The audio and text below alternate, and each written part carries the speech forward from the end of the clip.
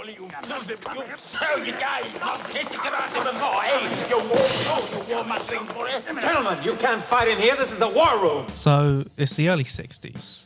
JFK is president, and there's a new young director on the scene, Stanley Kubrick. There is acclaim in the film world for Stanley Kubrick. Director Stanley Kubrick. Stanley Kubrick. He's already made Spartacus. The most expensive film ever made in Hollywood. And Lolita. The film the whole town's talking about. He's making his next film, Dr Strangelove, or How I Learned to Stop Worrying and Love the Bomb.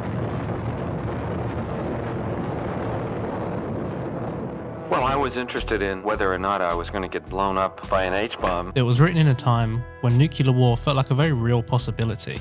Today, every inhabitant of this planet must contemplate the day when this planet may no longer be habitable. But instead of ducking for cover or building a fallout shelter, Kubrick processed this fear through comedy. Well, boys, I reckon this is it. Nuclear combat toe-to-toe with the Ruskies. This isn't exactly unusual for him. A common thread throughout all of his films is a dark, sardonic sense of humour. They'd rather be alive than free, I guess. Poor dumb bastards. Kubrick holds the philosophy that man's elaborate plans can be undone in unexpected and ironic ways. Dr Strangelove starts when a rogue American general issues orders of a nuclear strike against the Soviet Union. The variety of nuclear safeguards and hotlines do little to stop one madman from bringing about Armageddon. War is too important to be left to politicians.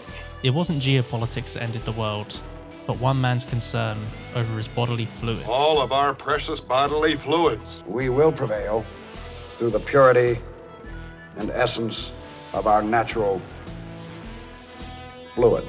Across Kubrick's career, his crosshairs have always been on the powers that be and the systems that hold them up. He satirizes these structures, revealing the inherent absurdity to the institutions that hold power over us. We are here to help the Vietnamese because inside every gook there is an American trying to get out. But in order to understand how this style developed, we need to turn back the clock to 1957. Set in the First World War, Paths of Glory follows a French commander who defends his men after they refuse to go on a suicidal attack. It's more earnest in his later work, with shots like this that embody the brutal reality of living in the trenches. But we can also see some elements of satire start to shine through, with Kubrick beginning to examine the absurdity of war. There are few things more fundamentally encouraging and stimulating than seeing someone else die. It's a scathing critique of those in power and the disregard they have for the common man. Compare the set for the commanders and the set for the soldiers. Listen to how a general talks about the death of thousands of his own men. The men died wonderfully. There's always that chance that one of them will do something that will leave everyone with a bad taste. This time you couldn't ask for better. This cynicism would only become stronger and more apparent as Kubrick's career progressed. In Lolita, he ridicules the gullibility and incompetence of 1950s America. This vapid post-war society can be easily and ruthlessly exploited by a witty, confident, upper-class Brit. And Lolita is one of my favorite films. It's a story about, I guess, a time in America.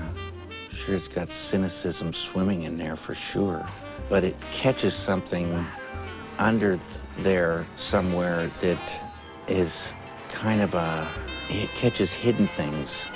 It's a great film. It makes sense that Lolita is Lynch's favourite Kubrick film. There's this uncomfortable tone to the subject matter that's always lurking beneath the surface. Have you told her anything about us? A similar feeling that Lynch channels in his own work. How old are you? 18. Kubrick's depiction of power structures is always simultaneously shocking and hilarious. Those who are given power in a Kubrick film always seem to either abuse this power for their own amusement or hilariously fall short of the responsibility given to them, like the gleeful ignorance of Lolita's mother, or this guy in Full Metal Jacket. It's the Droogs becoming police officers in A Clockwork Orange, or Jack Torrance in The Shining. Kubrick ridicules structures of power throughout most of his films, but it's seen no better than in Dr Strangelove. Love that bomb. Yeah, yeah. I got a strange love for that bomb. Yeah, yeah. Not the tiny toy from World War I. This one is a million times more fun. Well, I was interested in whether or not I was going to get blown up by an H-bomb prior to Lolita. And about that time, I became keenly interested and started reading up on all the, literature. The thing that struck me most of all about it was that all these things lead to very paradoxical outcomes I suppose this was the most thematically obvious thing about Dr. Strangelove was the paradoxical outcome of any particular line of thought. Here we have some of the most important people in the world, in the most highly secured and sophisticated room on the planet. And what happens? The world is hurtling towards Armageddon, and the only two people who can stop it are talking together on the phone like this. Of course I like to speak to you. It's not very helpful. Of course I like to say hello. But it's fine. We've got a nuclear expert, someone who's read the theory and knows what to do. He's here, and he's ready to help. All of these ridiculous characters are treated with a kind of straight-faced seriousness. But if you don't get the President of the United States on that phone, you know what's going to happen to you? What? You're going to have to answer to the Coca-Cola Company. Kubrick never tells us when to laugh. He never treats the film as a comedy. And this only works due to the performances. And of course, Peter Sellers is at the heart of this with his three characters. There's nothing wrong with my bodily fluids. Not a thing, Jackie. I am becoming less and less interested in your estimates of what is possible and impossible. We also have George C. Scott as General Buck Turgidson. This performance is impressive for his face alone. Every tick and twitch, the grimaces and eyebrow raises, seems more fitting in a slapstick comedy, which makes the situation all the more absurd and all the more funny. It's an obvious comic trick, Mr. President. We're wasting valuable time. Look at the big boy. They're getting ready to clobber us. He's the perfect archetype of an American general. Hyper-masculine, patriotic, and not afraid to pull the trigger. As luck would have it, I've been cast in a number of parts which have, let us say, distinguished me as a sinister person. I suppose it's because the face. My wife describes it as a relief map of Afghanistan. Kubrick would revisit this archetype 20 years later when making Full Metal Jacket. 7.62 millimeter. Full Metal Jacket. The entire boot camp sequence in Full Metal Jacket is about stripping each character of their personality and transforming them into a mindless grunt ready to fight for America. You will be a weapon. You will be a minister of death, praying for war. And the way we did it was we would discuss this scene. Kubrick would punch the button on his tape recorder, and I would go on and on and off or off until I ran out of gas, and then we would take the tape and we would send it down to the production secretary. She would transcribe that and send it back up to us, and we would just select the juiciest lines. From the very first scene, the recruit's hair is shaved off, signifying the beginning of this loss of individuality. They're given nicknames. Bullshit, from now on you're Private Snowball. Do you like that name? Yes, sir! And they're told things like this. God has a hard-on for Marine because we kill everything we see. The characters are turned from this to this. Until by the end of the film, the men have successfully transformed into perfect, reprogrammed killing machines.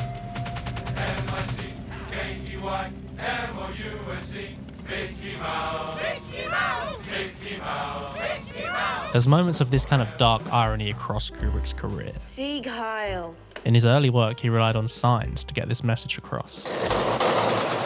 It's used for both comedic, Gentlemen, you can't fight in here. This is the war room. shocking, and dramatic effect. Killed his family with an axe. Well, you can rest assured, Mr. Ullman, that's not going to happen with me. It's why Barry Lyndon starts with the narrator saying his father was an expert in the law. Barry's father had been bred to the profession of the law. Yet he resorts to dueling over some horses, which he of course loses. The cinematography is also making a point here. These shots wouldn't look out of place in an art gallery. They're perfectly composed to capture nature at its most beautiful. Yet what is the content of these shots?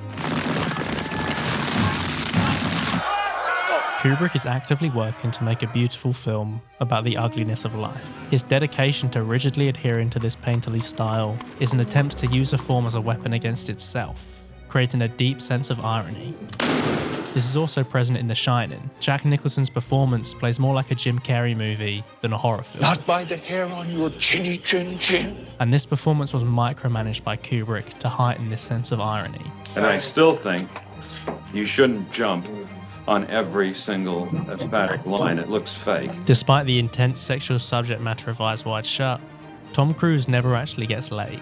There is something very important that we need to do as soon as possible. Kubrick takes our expectations and turns them on their head in funny and ironic ways. And we can look to perhaps his most iconic film to understand this. It's tough to tell anyone how to approach 2001. It's, I think, of any of the great films, to me it's one of the most personal. The one that you bring the most to as a viewer. It needs to just wash over you and inform you through the immersion into this extraordinary world. Point of 2001 is the thing itself, is the experience itself. 2001: A Space Odyssey is an ambiguous film, but at its heart, it's a film about technology and how this progress changes society. Through the use of weapons, man is transformed from malformed apes to spacefaring explorers. 2001 has a lot to say about a lot of things, but it's in the Jupiter mission that we can find Kubrick at his most ironic. Throughout the film, technology is portrayed in a positive way. It allowed mankind to evolve and gain self-consciousness. It allows a father to talk to his daughter from orbit. The space docking scene is shot with a level of visual beauty and precision that can only leave a positive impression of mankind's technological prowess. But by the time the Jupiter mission arrives, this takes on a different tone. We no longer enjoy a conversation between father and daughter, but watch your parents celebrate your birthday without you, millions of miles away from home. The food they're eating doesn't look particularly appealing. The space they're in is cramped and functional, but it's with the AI HAL that Kubrick drives this irony home. After suspecting the computer system is working against them, the astronauts enter a pod to avoid being overheard. Through the use of camera work alone, we understand that HAL is lip-reading the men. The computer outsmarts the humans and proves that it has malicious intent. Perhaps this new technology is not as good as it seems. Our sense of awe and wonder is gone, left with an intense skepticism of technology that continues into the final act. Kubrick allows us to buy into the myth of progress and how it must always benefit humanity, but then he tears this all down. It's in dialogue with our ideas of the future. It's in dialogue with a continually evolving present about what the future represents, what that might be. Open the pod bay doors, Hal. I'm sorry, Dave. I'm afraid I can't do that. The influence of 2001 on not only Nolan's work, but the entire aesthetic of modern sci-fi is clear. It inspired a whole wave of films that focus on evil AI, films that pose the question over whether or not the progression of technology will be a good thing for humanity. It's this same skepticism of technology that motivated Kubrick to make Dr Strangelove. Well, let me finish, Dimitri. Well, listen, how do you think I feel about it? Living in a time of nuclear anxiety, it's no wonder these all-powerful, technologically advanced weapons were on Kubrick's mind. The atomic bomb is as much of an abstraction as you could possibly have. And as hopefully this video has made clear, Kubrick views the world through a deeply ironic lens. You write born to kill on your helmet and you wear a peace button. What's that supposed to be, some kind of sick joke? Almost every story Kubrick tells contains some kind of satire. One way to maintain discipline is to shoot a man now and then. Some kind of hilarious criticism of the higher-ups in society. He brutally murdered a woman's heart. Excellent. He's enterprising, aggressive, outgoing, young, bold, vicious. He'll do. So how would he process this fear of Armageddon in the early 60s? Well, with scenes like this. Gentlemen, you can't fight in here. This is the war room. I'm Lawrence, and this has been Archer Green. Thanks for watching.